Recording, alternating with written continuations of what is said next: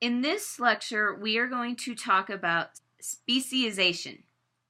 In your packet, if you look on page number 40, you will find the note sheet for this lecture, and that is essentially what I will be following as I go through this. Feel free to take notes the normal way, but if you want to, use page 40 of your packet. Speciation, to give it a definition, is the process by which a new species arise from an ancestral species through reproductive isolation and or a change in gene frequency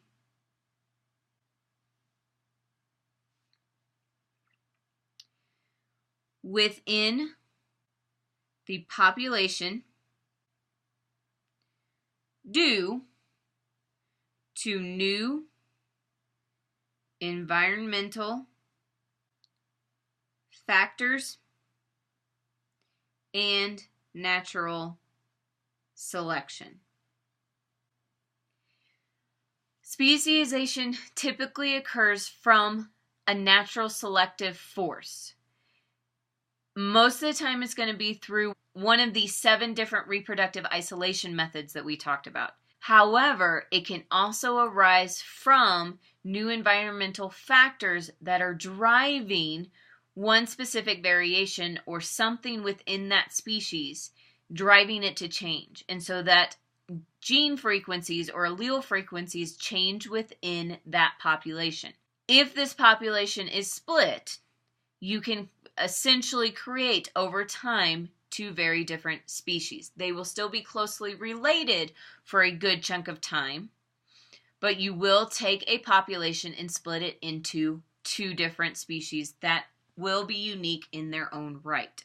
To give a name to this, species, official definition, is a group of organisms that will interbreed in nature to produce fertile offspring. In order for this all to happen, you do have to follow a couple of different things.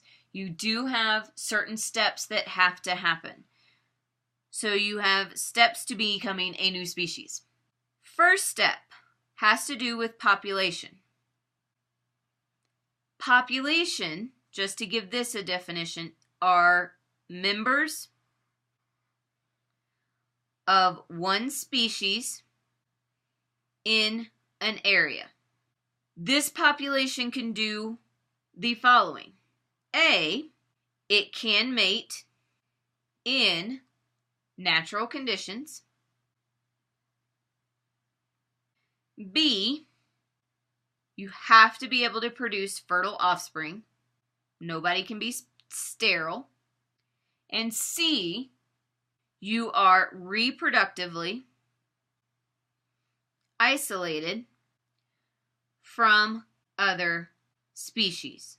So you have separation from your closest cousins. Second step to creating a new species is population can become 2 groups through reproductive isolation.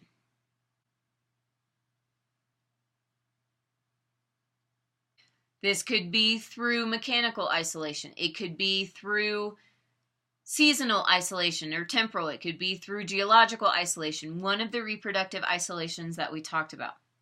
What this does is it creates 2 isolated gene pools, or you could think about it as genetic populations, which is what a gene pool is. Step number 3 is when different environments exert different selective pressures on the two populations. Step number 4. Over time, enough change accumulates in the two gene pools that the two populations can no longer mate to produce viable offspring. Fifth and final step. The result is 2 new species. In the diagram that I have on your page, you started out with 1 species of animal, whatever, plant, whatever it is you want to think it is.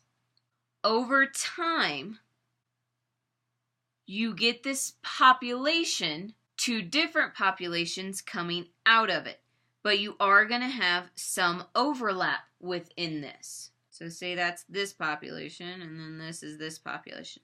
So you do have some overlap. They are still the same species, but through some kind of isolation, one of the reproductive isolations or just a change of environment, you are starting to create 2 new populations within this. Over time, if everything keeps going as it is, what you will have is 2 new populations, 2 new species coming out of this original species. So now you have 2 very different species arising from it. I'm going to stop your lecture right there, and I will see you in class.